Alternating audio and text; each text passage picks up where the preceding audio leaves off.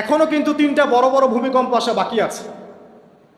নবী করিম সাল্লাল্লাহু আলাইহি ওয়াসাল্লাম একদিন মসজিদের সামনে যাচ্ছেন, সাহাবীরা ভিতরে বসে আছে।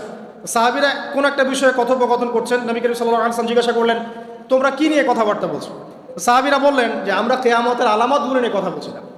তখন নবীজি বললেন সাল্লাল্লাহু আলাইহি ওয়াসাল্লাম, 10টা আলামত আসার আগে কিয়ামত হবে না। কয়টা আলামত?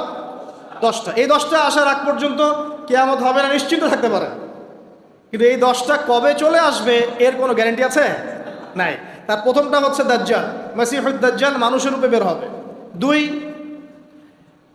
ঈসা ইবনে মারইয়ামের আগমন, নবী ঈসা আলাইহিস সালাম আসবেন এবং তার হাতে দাজ্জাল নিহত হবে। কোথায় নিহত হবে সেটাও বলে দেওয়া আছে, প্যালেস্টাইনের বাবেলুদ নামক জায়গায়, যে জায়গাটা অলরেডি প্রস্তুত। 3 নাম্বার হচ্ছে দাব্বাতুল আরদ, জমিন থেকে একটা অদ্ভুত প্রাণী বের হবে যে মানুষের সাথে কথাবার্তা বলবে।